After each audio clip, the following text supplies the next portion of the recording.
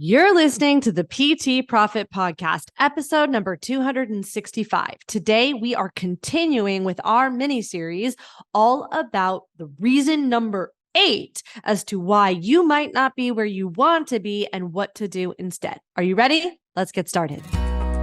Hi, I'm Beverly Simpson, former fitness manager turned online personal training business owner. And this podcast is where smart fitness professionals, including trainers and clinicians, discover how to increase client performance in movement, package and position their products and services, and get out of their own way so that they can increase their revenue to live a life that they love without sleazy sales. Welcome to the PT Profit Podcast. What's up, Coach? Thank you so much for pushing play on another episode of the PT Profit Podcast. I'm your host, Beverly Simpson. So the number 8 reason and common trap that you might not be where you want to be is you quit. And now I need to layer in the context around quitting because sometimes, and I've shared emails about this before, because sometimes quitting is the best option. It's a nuanced conversation. We as human beings tend to live in these really intense pendulum of I'm doing nothing or at all costs and all or nothing. And we live in this world of I'm going to the gym with the flu or I'm not doing anything at all. And so the conversation around quitting is nuanced because we need to understand, well, if I am in a toxic relationship and I'm really miserable and unhappy, but I listened to this podcast that told me I need to stop quitting, I'm going to stay in it, right? So sometimes there are appropriate times to quit. And so it's really important that you understand for you what is the best way to understand and to know the differences between I need to be disciplined and I need to stay, I need to ask myself, I need to make decisions from, my higher self and decisions from faith, or I need to quit. And so I want to talk about this one because it's not only is it nuanced, if you have been in the personal development world for a minute, just even in the fitness space, when we are needing to be disciplined and move through feeling demotivated. And how do you know whether or not you're just, not feeling like it and that you need to be integrity of your word or you need to be disciplined or really you need to quit? And in addition to that, it's also nuanced because if you've been in this experience, your ego, and when I say ego, I don't mean arrogance, I mean your brain, the ego side of your brain, your habits will be really sneaky and really tricky. And when I say that, meaning that it will really keep you comfortable and have you believe, oh, you have the flu and you can't go to the gym, when in reality, that's just not true. Your brain's trying to keep you safe. And so it can be a really nuanced conversation because what happens is that your brain yes ands you. And what happens in the quitting continuum, and we talk about this inside of Accelerator, and I had learned this from Mike Sharif when there's this study. It was Kelly and Connor's emotional cycle of change. This was their study.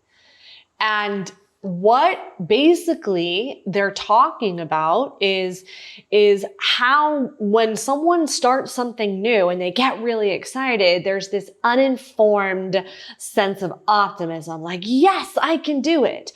And then what happens is that they start to take action, and then the actions have an outcome, and the outcomes have an effect and a feeling, and then they start to make that feeling means something they make it mean something. That's just what it's like to have a human experience. And so then they start to get a little bit of what they call informed pessimism. Now we see this a lot when people take action on something like my accelerators, for example. We execute a 14-day rapid lean launch, which is specifically designed to help you stress test your premium offer, whatever that premium offer is going to be. And so then what ends up happening, regardless of the outcome, which, by the way, it's only designed to reach the 3% of the 3% of your audience who's ready to say yes. And so if you do it to some whatever level of your capacity, then what ends up happening is that you start to feel like, oh, no one wants my, and maybe no one raises their hand. And then you start to feel like, oh my gosh, this content doesn't work. No one wants my stuff. Whatever it is that you start to make it mean, there becomes this sense of informed pessimism. And then you continue to take this action, and then you start to live in this valley of despair. Okay. And so this is a pivotal moment for you when you're in a valley of despair, when you're in a rut, when you are not high performing in the context of what it means to high perform for you, because what ends up happening is people quit. And then you start to do the reinforcement theory of quitting, which is you quit to avoid the pain, to avoid the valley of despair, which perpetuates you quitting more. And then you quit, and then you throw the baby out with the bathwater, for a lack of a better word, and then you go back to the uninformed optimism because you invest in a new course, or you try a different strategy, or you decide to do something else. And then what ends up happening is you repeat that vicious cycle. And the reason why this becomes a vicious cycle is then because you now are doing the reinforcement theory where you're quitting more often, you're quitting more often to avoid the pain, and then you just keep quitting. And then you never get to that. So it's the way that I equate it, and the way that I feel like this shows up is it's like you're at the bottom of a squat, you're at the hole, and you got to come out of the hole. Right? And so you just got to keep doing the reps so that you then become, you keep guessing and testing and assessing. And it goes back to what we said, number 10, the data. When you have that data, the difference in that data, and you realize and recognize, I can just keep coming out of that data. I'll test this next. I'll tweak this. And then you start to go into informed optimism, which then all of a sudden, then you will have that exponential growth of success. But it will take you getting out of that hole. It will take you working through that valley of despair. And the difference is going to be in the data. And so how do you know if you're quitting and you're perpetuating the reinforcement theory of quitting to avoid pain, to continue to go back to the uninformed optimism side and then come down out of the valley of despair? So the question becomes, well, how do you know if you're quitting and you need to quit, or you're feeling like, I'm just perpetuating this? So the reason I bring this up is because this is what happened to me, is that I was doing this really terrible thing, of where I was what I like to call, it's like almost addicted to the chaos, like addicted to the build, the stress of the build. So what that means is that for me, I'm a high achiever, so I'm constantly in this perpetual state of chasing, of feeling like, I need to chase this goal. I need to chase this achievement. I've said this in the context of when I was in musical theater, when I was feeling like I never felt like I was enough, or someone had told me that you need to love the process more than you love the outcome, because you're going to spend more time in the process, which is true. And we all double tap that and go, yeah, that's why I need to fall in love with the process. But what people don't realize is that for me, the process that I was in love with is the pain of not achieving. I was in the process of the pain of the chase. I was loving the pain of the chase. And now, if you're anything like me and you're listening to this and you resonate with this at all, resonation can start to feel like that pit in your stomach where you're like, I know this to be true about me. And you might even feel a sense of resistance of like, that's not true, Beverly. I just know that I needed to quit because of the moon cycles. I needed to quit because that's what God said, whatever it is. Okay. And I needed to quit because the data showed me it wasn't working. Many of these things are things I have told myself. Right? Which is my intuition. I am faith-based. So, use whatever word, what works for you, God, intuition, higher self, it doesn't matter. I am faith-based. So, so for me, I would tell myself these things all the time about, this is what I was led to do. This is what I was inspired to do. And I wasn't really being relentlessly honest with myself about the truth of what was happening, which is that I was finding comfort in the chaos. And that's really hard for a lot of people to hear, because nobody wants to hear that they're enjoying pain. Okay? And nobody wants to hear that. But I know this to be true, because every time I shared with a client the behind the scenes look of what I was doing, like, okay, so I'll show something, like I was working on a SLO, for example, which is a self-liquidating offer. And I was looking at the numbers and I was sharing the numbers and I was looking at it and I'm like, and this was with time had passed after I threw it out. I'm like, oh, turn that off. That's not working. And I was looking at it and I was taking a really close look at it. And I was thinking to myself, oh my gosh, why did I turn that off? And so I was perpetually self-sabotaging and throwing the baby out with the bathwater and quitting. I was getting into that valley of despair. I was getting into that stress and I was throwing it out. And then the worst part, for me at least, was that I had tricked myself into thinking that I had already moved past this, that I had already learned that lesson and that I wasn't going to keep doing it. And I have just been noticing myself, you remember how I told you in this mini series, I'm going to give you the full behind the scenes look of what I'm going through and what I'm learning, is that, in quarter two, as I have shared publicly on many times, it is that we were going to hit $1 million this year. And we're in September, we're about halfway. And so most people are like, well, Beverly, shouldn't you be grateful? Shouldn't you be happy? And I am. But if you look at the P&L, profits and losses from quarter two, you're going to see that my expenses were over my generating income. So meaning that I am holding the bag, which is what I teach my clients not to do. Do not hold the bag. You want to get a 1 ROAS, which stands for return on ad spend. So my ROAS was living at around 0.5, 0.7 for Q2 pretty consistently in that 90-day chunk. So on the back end, the business was growing based in the contracts that are being paid on. But the ROAS in terms of the investment that it took to get to whatever that back end is, whatever, so the ad spend I think was, like 30,000 for the quarter. I don't have my P&L up in front of me, but it was roughly that. The cash collected was, 26. So this is where marketer math gets you, just so you know, right? People will say all the time, like, oh, I have a 7-figure business. Okay, cool. But if you spent 8 figures to get there, that's not super impressive. Okay. But nobody will tell you that part. So anyway, it is in my nature to go, oh, this doesn't work. Let's just throw it all out and start all over. But I know this. I know this about me. And I have been working through this, and I have been,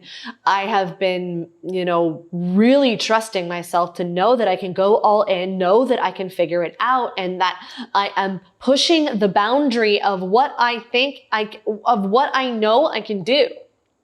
So what does that mean? That means that when I first started this business, if you told me I was going to spend $30,000 on ads, I would have said, you're insane. I'm never going to do that. I'm never going to give Mark Zuckerberg all that money. Okay. So that's what I would have gone through my mind. And then I started to push out that ladder of believability in terms of, oh, I believe that I can do this and that I would figure it out. And what I encourage my accelerator clients to do is, when they're deciding how much should I spend on ads, well, the question really is, what are you prepared to lose? So for me, I know that if I lost $30,000 today, notice how I tripped up on that word 30. Like it feels like 30. If you lost $30 today, could you figure it out and find it? For me, I could. 30,000, I could find that. So what's that number for you? And then how can you work towards pushing that out? Okay. And we'll have a whole nother separate money conversation in a different mini series. So we'll stay on track here. So with that being said, Okay. Your 8, are you honest with yourself in terms of your quitting component? Are you quitting? Are you throwing the baby out with the bathwater? Anyway, to close that loop up real quick, what I wanted to share is that when I saw that, when I was faced with that, I looked at that and said, okay, Beverly, this is your opportunity to know this about you, that left-hand turn, it's available. Let's go right. Go right. So what does that mean? I went back to the data. I looked at the data. I saw the areas of opportunity. I can see where I need to improve performance in order to recoup and get to that one ROAS.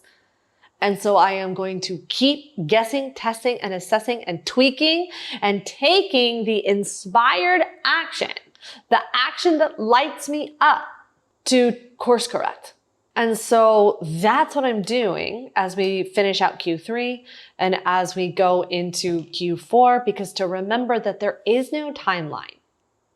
It takes what it takes until it takes. That's what we're doing here in B-Sims and Fitness. This is what we're doing in the PT Profit Accelerator, where we are literally building permission-based, pressure-free sales systems that take what it takes until it takes. And that we are just perpetually in a state of guessing, testing, and assessing.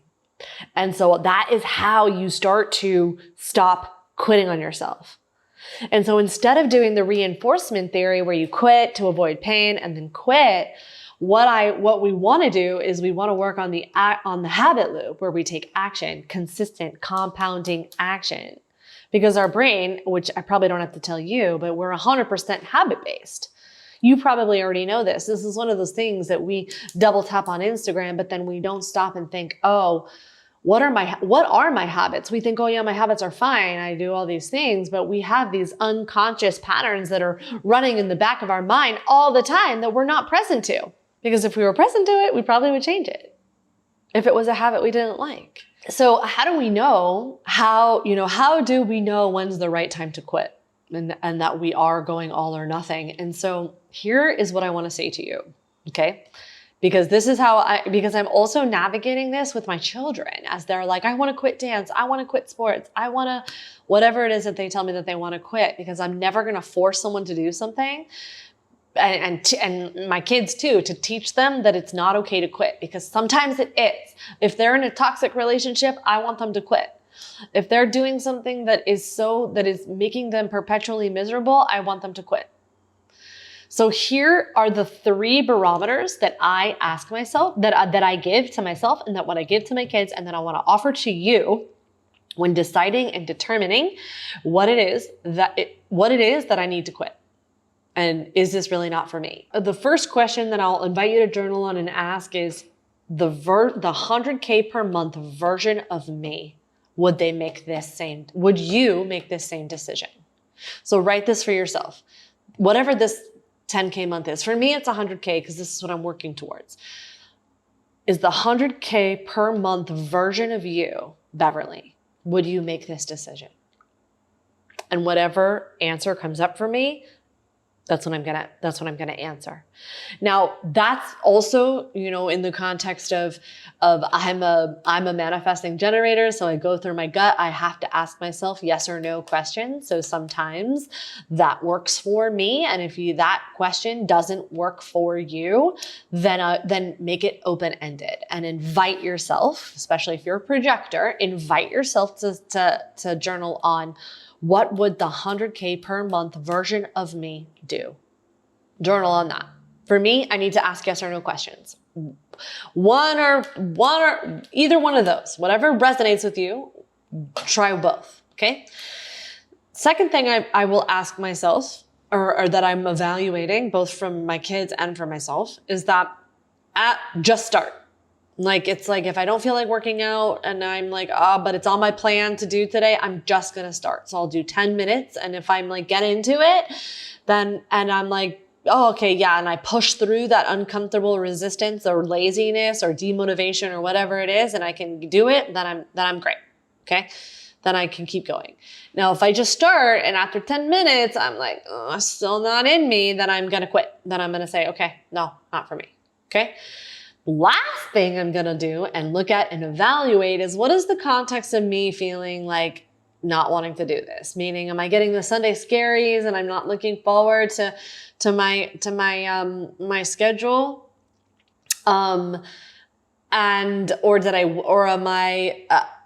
Is it out of the context of I'm just about to do it? Meaning that it's like I'm dreading what's happening on Friday on a Monday.